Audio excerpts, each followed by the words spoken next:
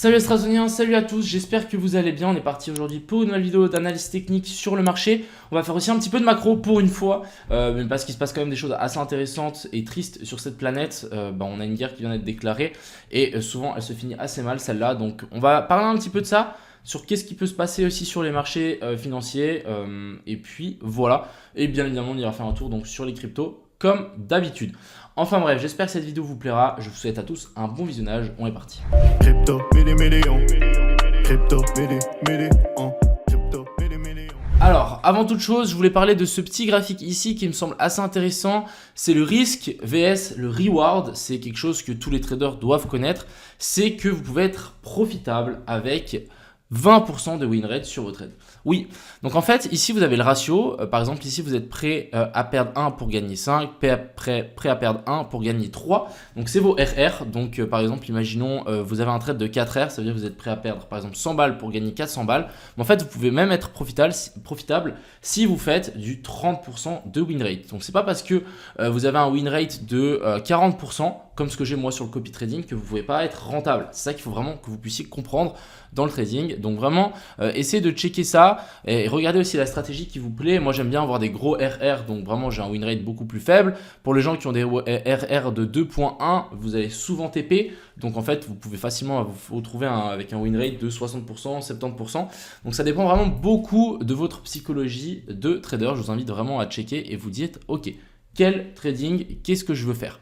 Ensuite ici on a Boubou qui nous a fait un petit tweet pour nous expliquer un petit peu ce qui est en train de se passer sur le monde et je trouvais ça plutôt sympa. Comme vous savez, on a la bande de Gaza qui a attaqué l'Israël. Bon, bref, on va pas rentrer dans le sujet, mais en gros il y a un conflit et du coup on a vraiment des civils qui meurent, etc. C'est pas fou. Donc en fait qu'est-ce qui se passe sur les marchés financiers?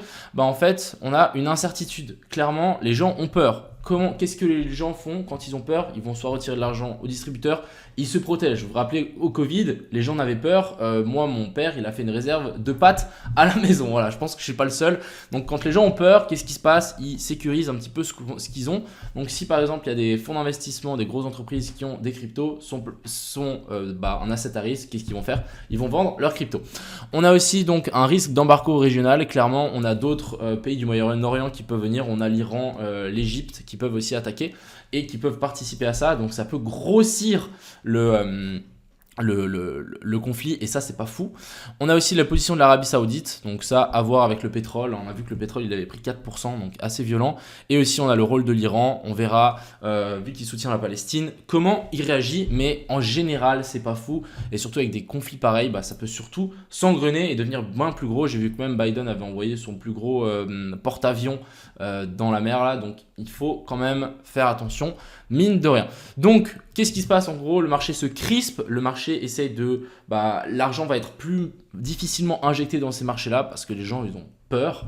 Donc il peut largement se passer un crack et ça peut vraiment amplifier et devenir beaucoup plus gros. Et si ça devient beaucoup plus gros, le marché peut réagir en conséquence. Donc nous, qu'est-ce qu'on a, qu'est-ce que ça dit sur nos petits setups? Donc déjà, je voulais vous montrer le petit setup que j'avais dessiné. Je reste toujours baissier, j'ai toujours tous mes shorts ouverts. J'avais dessiné ça pour ce week-end, donc un potentiel rebond, du coup correction A, B puis C pour venir chercher ici et ensuite redescendre chercher la zone d'équal low. Qu'est-ce qu'on est venu faire? On est venu faire une mèche un peu plus haute que ce que j'avais dit. Mais voilà, on a bien respecté cette zone-là. Donc la zone de VG qui a été très bien respectée, pas de clôture au-dessus. Et du coup là, on est en train de réintégrer. Et si maintenant, je vais check le setup que j'avais dessiné, on est ici. Donc le week-end, il ne s'est pas passé grand-chose. Mais là, aujourd'hui, on a eu la descente. Mon analyse était plutôt bonne, on a eu une belle petite rééjection ici et du coup maintenant personnellement moi j'attends vraiment une chute du BTC qui vienne chercher au moins la zone ici des 26 000 et je pense qu'on peut même descendre beaucoup plus bas. Je suis presque même un TP à 24 000 donc on va patienter tranquillement. Mais pour le moment c'est plutôt bien parti. Ce que j'aime beaucoup voir ici c'est que on est potentiellement ici donc dans cette sommet de A, B et puis C. Et du coup, maintenant, on a corrigé en A, B puis C la première descente. Et du coup, là, on serait dans une grande 1, 2, et ensuite 3, 4, 5. C'est exactement le dessin que j'avais fait ici et qu'il y avait tout le monde qui avait dit non, mais c'est trop tôt, etc. C'est faux. Alors, oui, ma 2, ok, elle n'est pas là, elle était là. J'étais un petit peu trop pressé. Mais en gros, ici, pour moi, on a une impulsive qui est en train de se former. Et on va pouvoir tirer un Fibonacci d'extension par rapport à ce sommet-là et ici. hop, et du coup on peut potentiellement target ici une 3 vers la zone ici des 26 000. Ensuite pourquoi pas faire un petit rebond, ça me semblerait très efficace de venir chercher cette zone de FVG et ensuite descendre un petit peu plus fort pour chercher la 5. Voilà un peu l'objectif. Personnellement moi ce que je vois c'est qu'on est dans cette descente ici de 2 vers la 3, donc ça reste complètement baissier et c'est tout ce que je voulais vous montrer ici sur ce BTC. On a le trade que j'ai ouvert du coup sur le copy trading.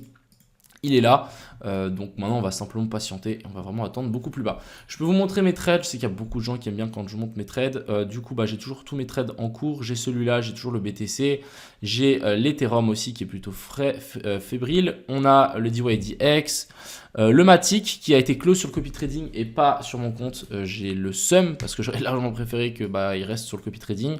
Ensuite ici j'ai le Link et j'ai le ADA aussi. Et simplement ça je vais continuer à hold pour tout, vraiment on va hold, j'espère qu'on va venir chercher ma zone de TP qui est beaucoup plus basse. Et puis voilà, enfin bref, ça c'était le BTC. Ensuite on va parler donc de l'Ethereum contre le BTC qui est toujours très très fébrile. On arrive dans une zone intéressante, mais c'est pas parce qu'on est dans une zone intéressante qu'on doit acheter bêtement. Il faut attendre simplement une inversion de structure, il faut attendre quelque chose de sympa là-dedans. On a une petite zone de FVG ici, sur laquelle à mon avis on va commencer peut-être à buter. On peut peut-être descendre même en dessous de ces derniers plus bas.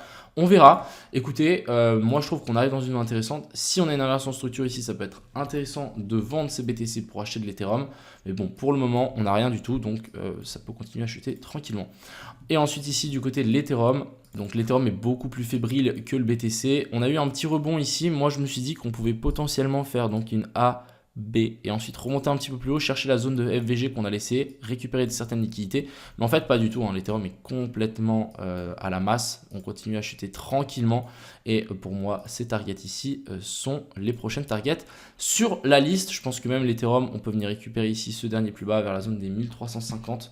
Je pense que je vais même pouvoir tirer ça jusqu'ici en bas. Ça va me faire un joli petit ratio de 28 R si on vient chercher ça. Je ne sais pas combien de R actuellement je suis, mais ouais, je suis déjà à 10 R. Donc on va patienter tranquillement. J'ai mon entrée, elle est vraiment parfaite. Donc je ne vais pas changer. Et pour le moment, on va patienter, mais ça reste full baissier. Surtout avec la macroéconomique qui est vraiment pas folle. On peut vraiment s'attendre à des crashs assez violents si le marché US réagit. Pour le moment, pour les gens qui se posent la question, le marché US ne réagit pas trop, simplement parce que en fait, c'est la journée de Christophe Colomb ici aujourd'hui et en fait, ils disent que le marché reste ouvert, sauf que l'activité en bourse devrait se montrer très réduite. Donc c'est le Columbus Day, c'est le jour où Christophe Colomb a mis les pieds aux États-Unis. Donc assez intéressant. Donc c'est très possible que ça bouge pas trop. On verra plutôt demain. Je pense que demain ça risque d'être plus sportif qu'aujourd'hui. Ensuite ici on a le ADA. ADA finalement on a pris le trade. Je suis assez content. On l'a pris sur le copy trading. On a eu le petit rebond dans la zone de FVG. Et du coup ici on est en train de se faire rejeter comme il faut. La target reste la même. C'est l'equal low qu'on a laissé là. Donc plutôt sympa. Il n'y a rien à dire de plus. Mais on avait la petite inversion de structure. On a laissé des liquidités, on vient les rechercher et du coup maintenant on descend très propre. On a le Link, on a eu énormément de chance cette nuit. Regardez-moi le stop loss. Il a été placé à la perfection, donc je suis assez content de ça. Pour être honnête, full honnête, c'est de la pure chance parce que j'ai déplacé le stop loss juste au-dessus de ce dernier plus haut là, parce qu'on aurait pu largement venir récupérer au-dessus. Donc clairement, on a eu énormément de chance. On est venu chercher donc ce plus haut là. Vous voyez, on a fait déviation et ensuite ici on est venu faire retest. Et là, on est en train de chuter. Donc, je pense qu'ici, ça peut continuer à descendre. Et vraiment, on a cette zone d'écolo ici qui nous attend. Pour le Link, on a même la zone de FVG juste en dessous. Je pense qu'on a pas mal de petites liquidités à venir récupérer juste ici en dessous. Ensuite, ici, on a le Matic. Donc, malheureusement, le Matic, on s'est fait sortir. J'ai déplacé le stop loss à break-even ce week-end. Donc, ici, on est venu récupérer le stop loss à break-even. Je suis un peu dégoûté parce que c'est le copy trading. Et on s'est fait sortir sur cette mèche là. Et là, pour le moment, on est bien redescendu beaucoup plus bas. Donc, vraiment dommage. On avait une super position en plus. Donc, un peu dégoûté. Et là, on est vraiment en train de... On va sans doute revenir chercher ces equal lows ici. Donc, rien à dire de plus non plus. Ensuite, on va parler du DYDX. Donc, DYDX a vraiment du mal à descendre. J'ai déplacé vraiment le stop loss bien plus haut pour le moment. Je pense que, franchement, pour être honnête, je sais pas trop. J'aurais jamais pensé qu'on allait rebondir ici, étant donné qu'on n'est même pas venu récupérer cette mèche-là. Donc, je trouve ça un peu bizarre. On n'est même pas venu récupérer ça. On n'a pas eu de vraie inversion de structure ici qui s'est matérialisée. Je pensais que clairement ici, on allait se faire rejeter. Mais vraiment pas du tout. On a vraiment repoussé vers le haut. Je sais pas, c'est parce que c'est peut-être un échange décentralisé ou j'en sais rien. Mais il a souvent, quand tout crash, c'est le seul qui est en vert. Donc, on va patienter. Pour le moment, on va patienter, il n'y a rien de fou. On est venu rechercher donc ce sommet-là. On est venu faire une petite inversion de structure ici. Donc là, on a un petit cos et un petit boss. Je me suis dit, ok, on va peut-être chercher la zone de FVG qu'on a là et ensuite redescendre. Pour le moment, je patiente, on verra. Mais plus clairement, pour moi, la poche de liquidité se trouve ici en dessous. C'est vrai que on a ce plus haut là qui n'a pas été touché. C'est pour ça que j'ai placé mon stop loss bien au-dessus. Comme ça, si jamais on vient chercher ça, on n'est pas touché. On va continuer avec le Solana qui a finalement, ici, comme je ne sais pas si vous vous souvenez, mais on est venu récupérer les anciens plus hauts qu'on avait laissés là. On avait fait une petite ligne ici de décoil high. On est venu les récupérer, on est passé par en dessous. Ici, vous voyez bien qu'on est venu faire un boss. Donc ici, on a un boss et ici un cos. On fait une petite remontée et du coup là on s'est fait bien rejeter après une recharge de liquidité, donc très clean. Pour moi ici le top sur le Solana a été trouvé, vraiment on est en train de naviguer en dessous de ça. Je pense qu'on peut peut-être s'attendre à un rebond ici, mais ça devrait continuer à chuter ici vers le bas. Et on va finir par le BCH qui m'a été demandé. Donc le Bitcoin Cash, on a fait un super rebond, mais ici voilà, je n'y crois pas du tout à ce rebond là. J'ai l'impression que c'est juste un petit canal haussier dans une baisse, donc il y a de fortes chances qu'on vienne casser ça vers le bas. On laisse des liquidités, donc pour moi, si vraiment tu veux long le BCH, j'attendrai vraiment un retour un petit peu plus bas. Après, est-ce que ça peut être un bottom?